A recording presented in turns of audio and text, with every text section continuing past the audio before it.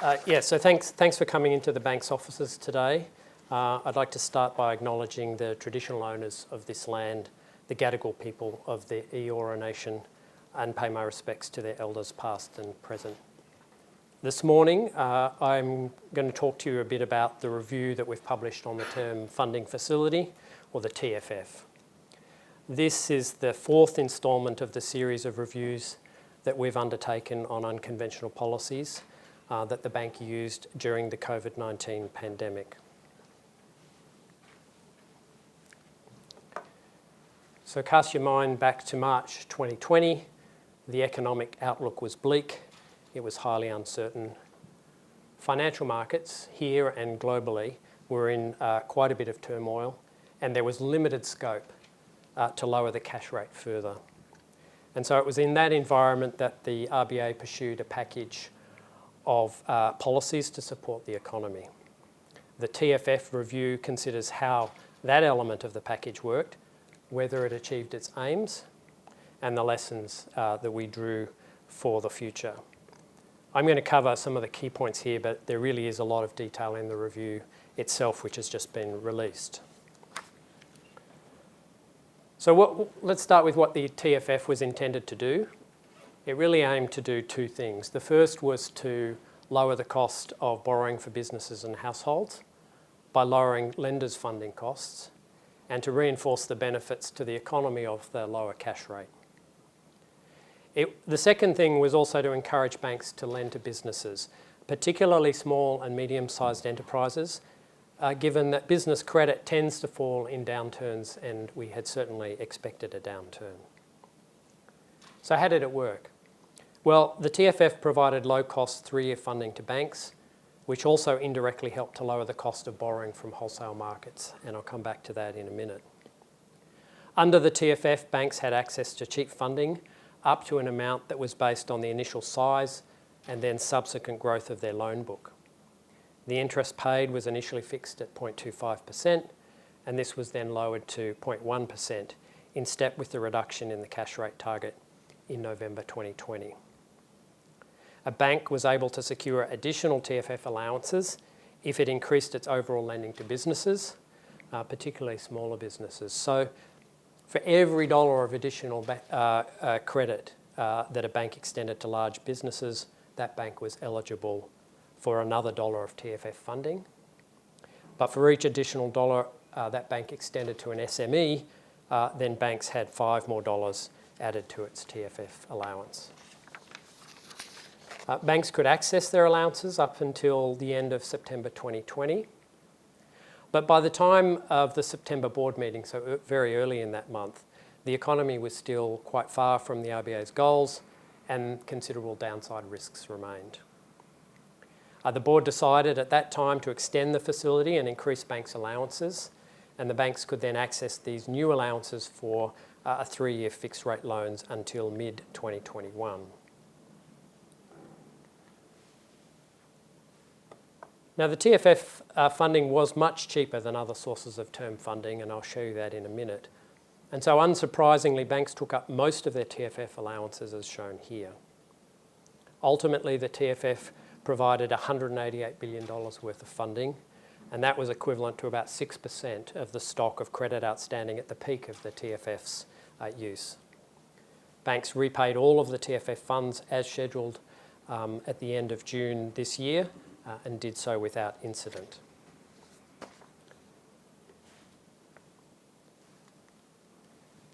To summarise its effect on funding costs for banks and others with access to wholesale funding markets, the TFF lowered banks' funding costs directly. For the major banks, the TFF was around 60 basis points cheaper than issuing bonds during the TFF drawdown phase. It lowered their average cost of funds by around 5 basis points.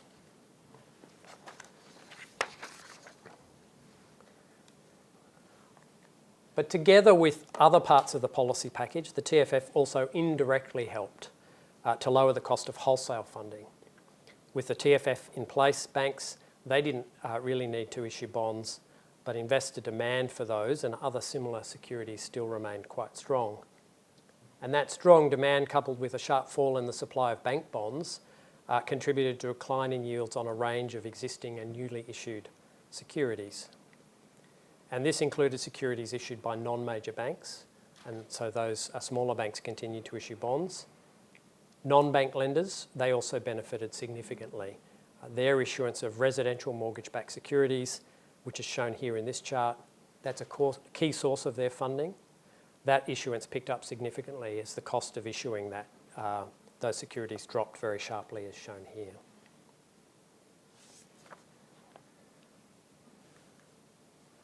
So, did the TFF achieve its aims? Well, the banks passed on lower funding costs through to retail lending rates for both households and businesses on both new and outstanding loans. So on average, outstanding lending rates fell by almost 100 basis points, and that's a little more than the 84 basis point estimate decline in banks' overall costs of funding. The fall in business rates, that was comparable when we look at variable and fixed rate loans, with a larger reduction actually for SMEs than was the case for larger banks. But the fall in mortgage rates was much more pronounced for fixed rate loans. The decline in fixed rates was also pretty large compared to the reduction in the cash rate when we go back and look at previous phases of easing. Banks' decisions to provide fixed rate mortgages at very attractive rates, that was consistent with the very low fixed rate TFF funds, as well as the fact that banks chose to focus their competitive efforts in the fixed rate sphere of the mortgage market.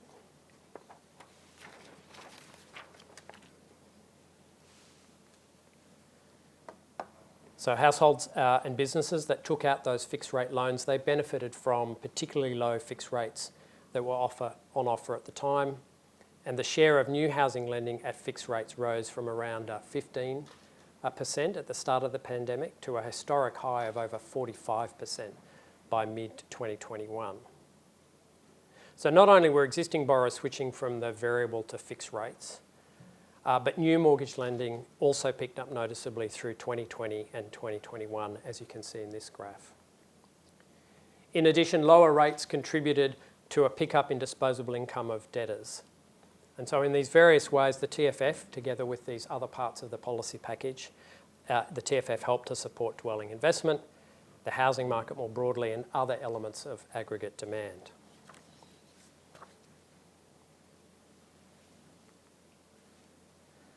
The TFF was, also, as I said, was also intended to support the availability of credit, and we were particularly concerned that banks might have been reluctant to continue to extend credit to businesses during such difficult times. The TFF is likely to have played some role in underpinning business credit.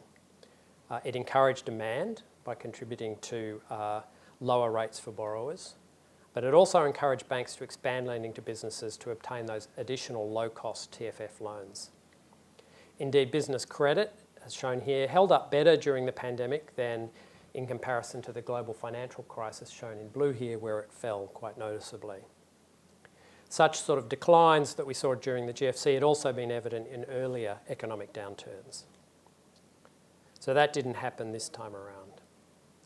Despite the supporting role of the TFF, though, the total business credit may not have increased through 2020 and 2021 for a number of reasons, and that included a lack of business confidence at the time, and also the reduced need for business credit, given that there was sizable government support that was supporting businesses' cash flows.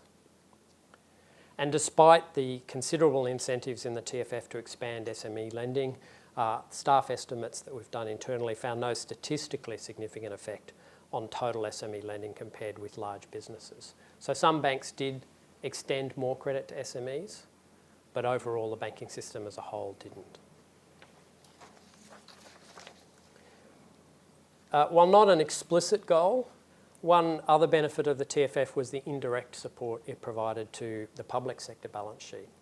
And by supporting stronger economic outcomes, the TFF, along with these other measures that the bank undertook, contributed to higher tax revenues and lower support payments to households and businesses than would otherwise have been the case. So let's turn to the question of how much the TFF cost. The TFF was part of the insurance that the RBA explicitly took out against a catastrophic economic outcome.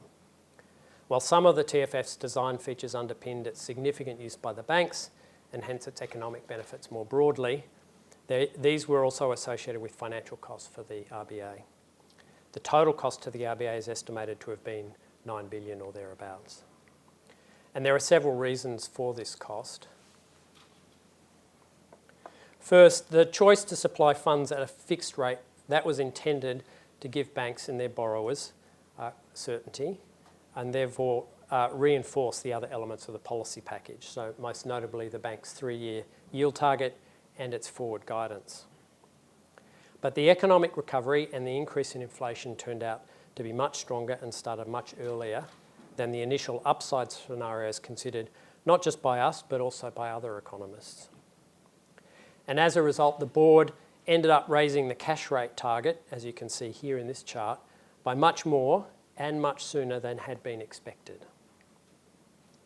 So while the TFF was profitable for the RBA up until May 2022, once the cash rate increased, the RBA was paying banks more interest for the balances that they kept at the Reserve Bank of Australia than the low fixed rate the banks had been paying on the banks had and were paying on the TFF funds. Because the banks passed these lower funding costs on in full, households and business borrowers who'd locked in low fixed rates were the ultimate beneficiaries as interest rates rose.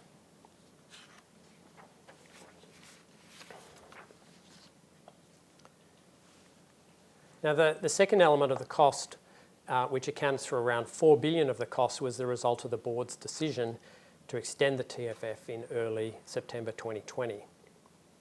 At that time, the banks had taken up just 60%, had taken up just under 60% of their initial TFF allowances, with almost half of that occurring as late as August. So this suggested that the banks did not need TFF funding to compete for or to satisfy the demand for borrowing that they were seeing from households and businesses. Rather, the banks waited until as late as practical to draw down the TFF funds, because doing so extended the time the TFF would contribute to meeting regulatory liquidity requirements of the banks. I won't go into the mechanisms of that, but there's a lot of detail more in the review itself. And you can see here a similar pattern of late take-up was later observed with the second tranche of the TFF. So what about some of the lessons for the future? Well, the TFF did deliver on its goals.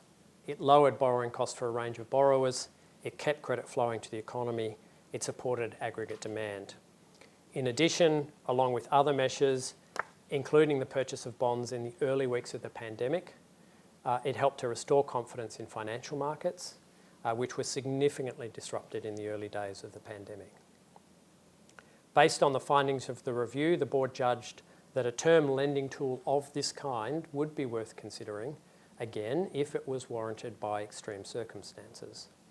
But there were some valuable lessons that we've learned along the way that could help to shape any future program of this type. So central banks can choose between fixed or variable rate facilities. The fixed rate option was chosen for the TFF in part to reinforce these other policies, the yield target, forward guidance.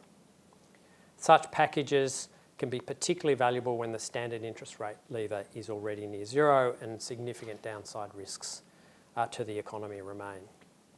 But the flip side to a fixed rate facility is that it's lacking flexibility. And given the large take-up of the TFF at the very low fixed rate, it incurred a material financial cost to the RBA when economic recovery and the pickup in inflation turned out to be much stronger and start much earlier than had been expected. Many non-bank lenders, they were concerned at the time that the TFF would undermine their competitive position vis-a-vis the banks. We certainly received and heard their complaints loud and early. We had expected the TFF, however, to help lower rates in funding markets, which would have been to their benefit, at least to a degree. But what we learned is this effect was much stronger and much more pervasive than even we had anticipated. The TFF helped to lower funding costs significantly for a range of lenders and corporations that had no access to the TFF funds. It's hard to identify the specific contribution of the TFF to those lower funding costs separately from the effects of the other parts of the package, but staff estimates suggest that these indirect effects cause yields on RMBS, for example, to be around 50 basis points lower than they otherwise would have been. Another lesson is the importance of collaboration with other government agencies and regular contact with industry participants. Collectively, this helped financial stability risks associated with the TFF to be well managed. Amongst other things, this included monitoring and managing banks' refinancing tasks and liquidity needs well ahead of the repayment of their TFF loans, although that task could have been more challenging under less favourable market conditions, but as it was, it went smoothly. Similarly, for households and business borrowers, the RBA, the Australian Prudential Regulation Authority, and the banks themselves, close monitoring by all of us, and the bank's prudent lending standards, that all helped to reduce the risks associated with the rise in borrowers' mortgage payments when their very low fixed rates reset to something much higher. Only a very small share of borrowers struggle to meet the increase in their mortgage obligations when their low fixed rates expired. One of the important lessons is the value of planning ahead, being ready for a wide range of operational contingencies. Now, at the time, we got the TFF up and running quickly, in part by relying on existing, well-understood practices. But the speed with which the RBA designed and then implemented the TFF also limited our ability to fully consider and manage the associated risks. So forward planning can expand the options available, can help us to better weigh up the costs and benefits of each and prioritise any preemptive operational work. On that latter point, for example, floating rate term lending, that would have been very challenging to put in place, both for the RBA but also for the commercial banks back in early 2020, because neither the RBA nor the banks at that time were readily able to undertake floating rate repos. And those are the things that the TFF sort of underpin the TFF. The RBA and the banks, though, have since upgraded their systems and now have the capacity to easily undertake either floating or fixed rate repos. Clearly, design features, they can have competitive implications, and while the RBA staff liaise with the Australian Competition and Consumer Commission during the TFF setup, it would be helpful to consider competitive implications ahead of time for any future facilities. And then finally, and perhaps most importantly, the board has agreed to strengthen the way it considers risks, including by examining a wide range of economic scenarios when making policy decisions involving unconventional tools and how to judge appropriate exit paths from such tools. In retrospect, and it's talked about in the review, a greater focus on potential upside economic outcomes could have led to different calibration of the TFF, including deciding potentially not to extend it in September 2020. So let me just sum up. The TFF met the objectives we set out for it at the start of the pandemic. It, along with other measures, helped to prevent dire economic outcomes at a time when the outlook was bleak and highly uncertain, and there was limited scope for further cuts to the cash rate. The TFF contributed materially to lower lending rates for households and businesses by reducing funding costs directly for the banks and indirectly for other institutions that borrow from wholesale funding markets. It kept credit flowing to households and businesses at a time when banks might otherwise have curtailed their lending.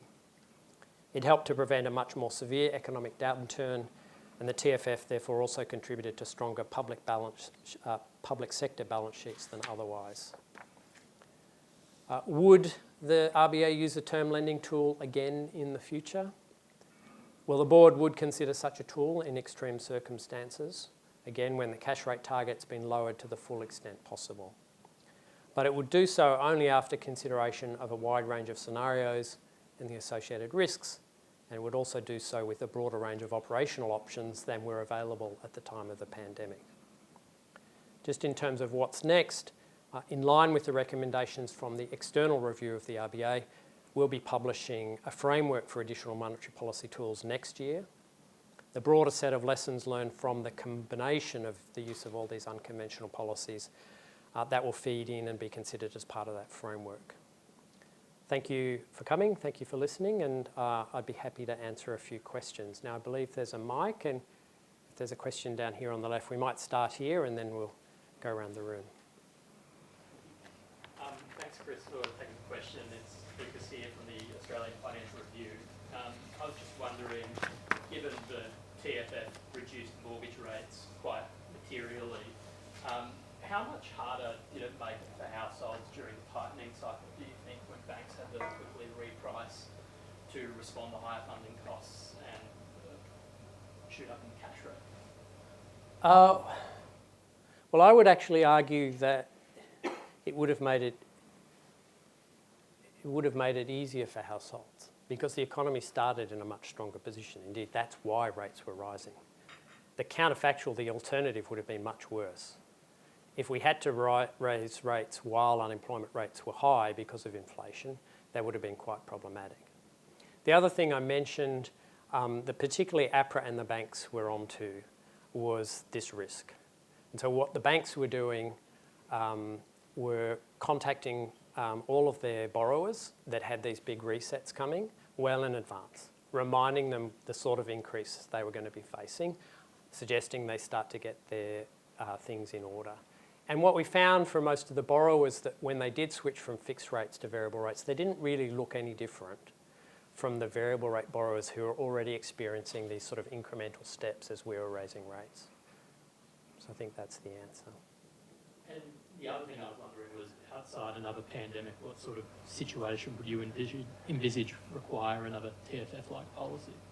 Well, again, I think it would have to be pretty extreme because our powerful tool is just to lower the cash rate. We considered at length how far we could lower the cash rate. We decided, because of the nature of our financial system, close to zero was about it. We wouldn't go below zero. But I think once we're at whatever the board judges is the effective lower bound, if downside risks still remain prominent, then that's when the board would consider such tools and perhaps not a term funding facility as in this form, but potentially a facility of some sort.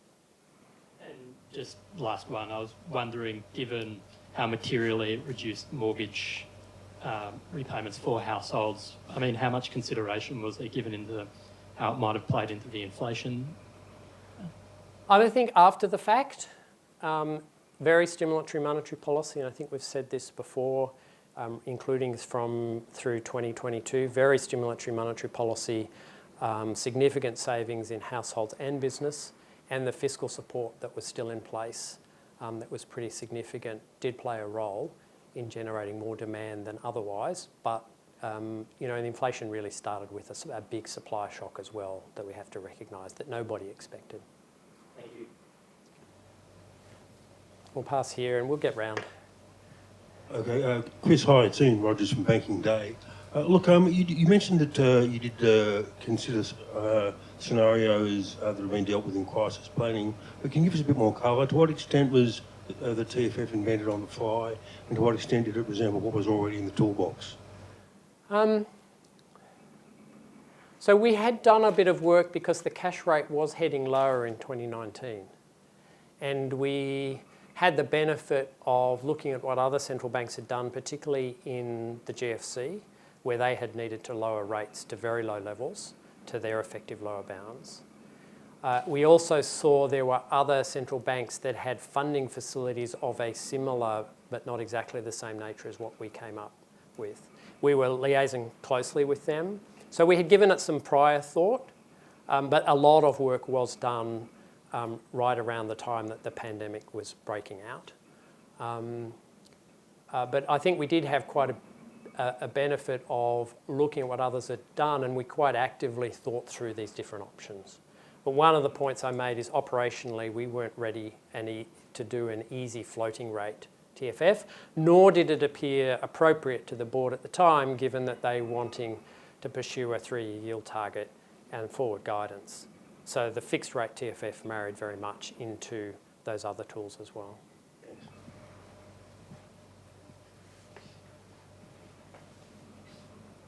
Thanks, Chris. Martin Witten, Westpac. On your last chart, the take-up towards the end accelerates quite quickly, as you pointed out. I think you said 60% from August onwards in the first iteration, similar for the second. Is it possible to decompose that to see how much of that takedown was actually lent out? Or do you think that's nefarious is maybe too much of a strong word, but was that an opportunity for the banks to get fixed rate funding and put it on 10 over? Well, my staff have heard me say this before. Money is fungible, so you can't really perform that exercise. I mean, the banks don't sit idly on funds that aren't earning them very much, and the funds in their accounts were earning them less than they were paying on the TFF. So they had every incentive to lend them out if they could. More broadly, that's what they do with all their funding, right? They get the balance between sort of their funding, their amount of capital they have to hold, the liquidity. So I don't think there's a sense in which they were sort of holding back, because holding back wouldn't have benefited them. The broader point I was trying to make was that there were many downside risks still facing the board at the time they decided to extend the TFF. But the other point was the banks were no longer relying on the TFF for their funding needs. At the time we put it into place, right, remember, and it's hard to remember back to them, but there was a global financial crisis in the making. US Treasury markets were shutting down. So forget about banks borrowing. The US Treasury market was grinding to a halt. Now, what we did, what other central banks did, what the Fed did, started to ease those constraints up. Markets started to work again properly. But there was a real fear for a time, including when the TFF was put in place, that markets would remain dysfunctional for a long time. And if banks are wanting to pull back anyway, because of uncertainty of lending to businesses, particularly at such a time, if they don't have the funding, it's going to make that decision even easier. So we thought this was a really important backstop to give confidence to the banks and financial markets more broadly. And indeed, I think the announcement of the TFF did a lot of that, along with the other parts of the package. Peter Hannon from Guardian. I guess generals are always accused of sort of fighting the last war. And I'm just wondering, I mean, you mentioned in the review that, the RBA should strengthen the way it considers a full range of scenarios. I'm just wondering what kind of changes have kind of come around since 2020 that you would need to sort of factor in, for instance, greater growth of digital currencies or crypto and so on, that might make the next time you need a TFF different. And also, are there any lessons that are being learned from what happened in overseas markets, not just what happened in Australia? I think partly informed by what we saw in overseas markets was that they had many similar many elements of our package, like the bond purchase program or QE, were being used by others. Many other central banks had term funding facilities of some sort. The fact that ours was a fixed rate one was part of the reason why it was so successful in encouraging banks to really lower mortgage and borrowing rates. I showed that table earlier that showed how much rates had come down for fixed rate borrowers, but also variable rate borrowers, and for small and medium-sized enterprises. So that should not be denied. But other central banks had variable rate facilities. So that would be on the cards to consider next time. The other elements of the review of the yield target, was quite critical of the first extension of that, where not enough attention was sort of paid at the time to those upside risks. So you could do things a bit differently, even going back in time. It's easy with hindsight, right? And once we're looking back knowing that vaccines worked, right, and gave a lot of confidence, and then economies were able to sort of break out of their lockdowns and bounce back very quickly. So it's easy to sort of criticise and look back and say they were unnecessary. But you could have followed different paths. You could have had variable rate TFF. You could have had a TFF that maybe wasn't rolled out for that second tranche. You could have relied on other sort of policies. And, a yield target, would we use that again? The board hasn't ruled that out, but the review that was conducted was quite critical of the extension of that the very first time. It pushed out another year. That's at around the same time as the TFF was rolled out. Anything that keeps you awake about the next crisis that looks like it would be different? I think the only thing is it's going to be different. It's going to have many different elements to it. And we have to be careful to judge the past too harshly because, again, with the benefit of hindsight, that's always much easier. But the board, one of the reasons why the board's conducting these reviews is to learn some of these lessons, to think about different ways of doing things, different ways of marrying up packages if needed. And you have to be, I think you have to be flexible. You have to say, well, what are the circumstances we're facing? As I said, the cash rate is a very powerful tool in Australia. So the next sort of crisis that we might face that comes from whatever direction, the cash rate reduction, if it's needed, might be enough. But that'll be for the board on the day to decide. We'll just arm them with the lessons, different options, and perhaps a wider range of options and scenario analysis than we had at the time of the pandemic. Other questions? Swati? Well, we'll start here and then we'll go to Swati after this one. You've got the mic, so then we'll move over here later. Yeah, Ken Compton from NAB. I noticed in the reviews of the TFF and the other components that have come out already, there's been a reasonable focus on the bottom line, accounting cost of the policies, the 9 billion that you've talked about for today, and the losses on the QE bond portfolio, etc.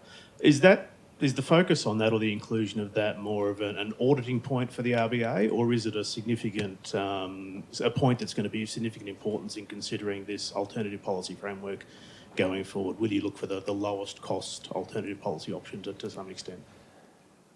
I don't know that we'd look at the lowest cost. I think one of the reasons it gets prominence is because these financial costs are easy to estimate directly for us. The harder things to estimate are the contribution of any one program, the TFF, for example, by itself, to the economic outcomes that we saw. And it may have been that the bank and the Australian public more generally were willing to pay those costs in order to avoid these really big, dire outcomes, which were quite possible, right? They didn't play out that way. But it's a bit like any insurance. If you've got fire insurance, you're really happy as the fire's passing around you. Once it's passed and your property's untouched, if you paid a lot for it, you always regret it after the fact. But that doesn't necessarily mean you stop having any insurance. So I think it's partly gets attention because it's easy to measure compared to the benefits, which are really hard. What is the benefit of the unemployment we didn't have that you couldn't see, right? And it's very hard to also measure what's the benefit to the public sector balance sheet. Swati, we pass the mic back to the corner. Thanks. Swati from Bloomberg News. Chris, I was hoping somebody would ask this question here, but since nobody has asked, active quantitative tightening, is that dead given that we are in this elevated inflation environment and the bar to increase interest rates seem to be pretty high at this point? Is there any fresh view around active quantitative tightening? Was that something that was discussed as well? The board has discussed it from time to time, and the latest thing we've said is that we like to review the case for active QT from time to time. So we'll let you know when we've done that. At this stage, I can't really add any more than, it's under review from time to time. And that would be considered in the next year's framework as well? QE would be rolled into that consideration of the broader package, how they all work together, but also what we might use going forward, or at least lessons for the future if faced with dire circumstances that required something more than just a reduction in the cash rate. Just one qualification on the active QT. I think we've tried to make it very clear, and so that's why I'll emphasise it now. Any decision on that would have very little, if any, bearing on the stance of monetary policy and financial conditions. That's because, and I think that's what all central banks that are pursuing QT in whatever form have been saying, it's because when you're not restricted by the lower bound, you can really get much better control by moving your policy, your short-term interest rate, your policy tool, like the cash rate around. And you don't need to be moving these other more cumbersome instruments around to get what the financial conditions that you want.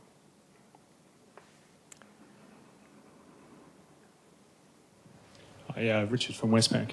I guess I just wanted to get an idea of when you were putting the policy in place, was there a view on what it would mean as it started rolling off, given the size that's gone into the pool of the bank's ES accounts, and then obviously the impact of that now coming off, we've moved to an ample reserves environment. Was that thought about when you were putting the policy in place, about what would be left in the pool? Yeah, very much. And I talked a bit about the value that we recognised at the time, and then we've acknowledged in this review, of close liaison, not just with the banks, but also with the regulator, so in this case, APRA. And we were definitely, we weren't meeting in person at that time, but talking to APRA with some frequency about exactly that issue. What would this mean and how would it be managed by the banks? And then APRA, again, we're going to the banks and saying, if you're taking out large chunks, and particularly if, once they notice, well, they weren't taking them up till August and then September for the first tranche and then repeated, that means you're going to have lumpy needs in the future.